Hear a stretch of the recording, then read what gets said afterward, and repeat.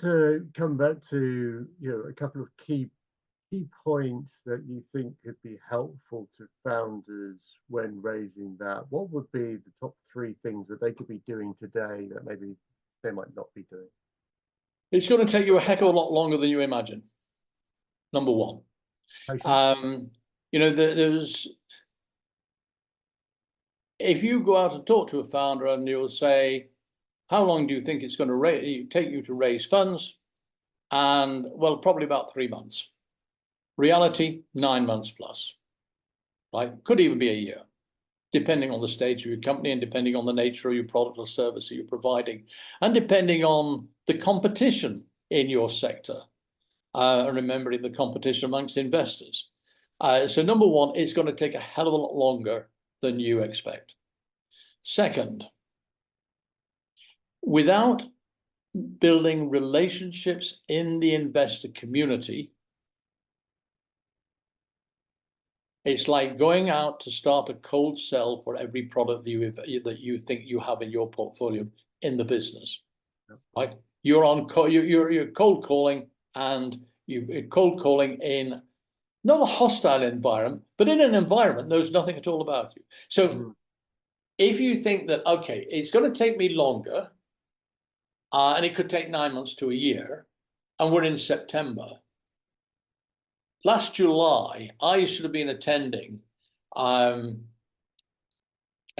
and networking events put on by angel groups, putting on by people like Seed Legals who provide service. Anybody who provides services and or angel groups, where there is a congregation of investors, you need to be there. You're not going to pitch them. You're going to ask the question, what interests you in investment? What are the top three things you look for in an investment? And they say, okay, well, look, I want to see traction. I want to see product market fit. I want to see a good team. And that gives you the opportunity to say, well, if I created something like this, how would that sound? They say, well, it sounds fantastic, but it's not for me because I don't invest in that area. But I know a man that does. And, why don't you go and have a chat with this guy?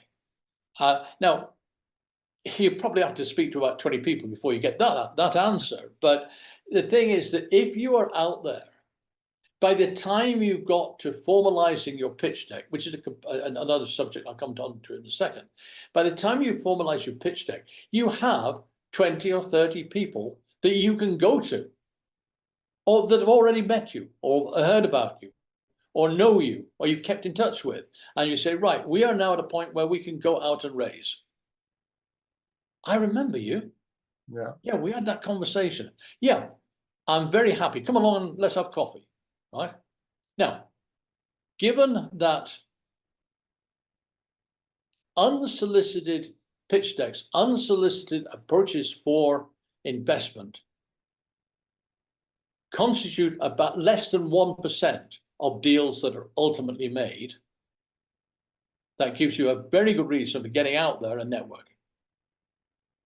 What about things like angel lists, these platforms that are supposed to provide introductions to angel investors?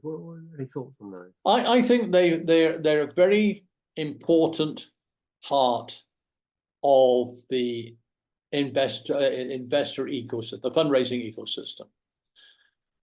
I think you have to do your due diligence, and you do your due diligence by getting in touch with the lead angel, or normally any angel group that is of a reasonable size will have a manager.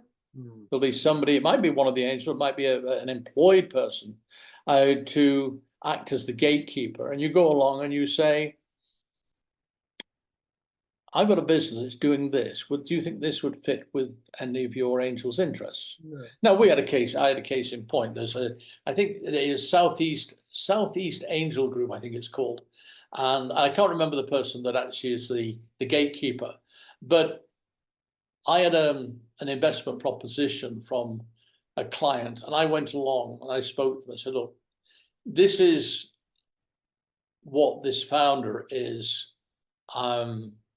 This is what the company is doing. Will it fit? And she looked at it and go, no, that won't fit. They all want to do X, and this is Y. So, You said I can circulate it, but don't waste your time, because I'll tell you now, you're not going to get any traction. So again, the angel groups, they provide access. You know, with some of the big angel groups, you've got several hundred angels. Now, the other thing you have to do is you have to budget, because these things don't come for free. You know, depending on the platform, you might have to pay £1,000 to go onto the platform. You might have to pay more. Depending on the platform, you might have to pay less. Which again points to the fact that you should already know whether that platform is suitable for you or not. Because before you parted with the money, you've already spoke to the people that are managing the platform. And if it's somebody like I'm going back to Southeast Angel Group, I know that they are all interested in tech, in this space, in this tiny sector. And if I've got something, I know I can go. And if they, you know, if it's £500 or £1,000, it's £500 or £1,000 into a group that are interested in what I'm doing. Yeah. It's not, in that point in time, it's key money. It's not a punt. Yeah. But they all, in answer, that's a long answer, but the short answer is they provide a very necessary and important ecosystem. Yeah. Quite a few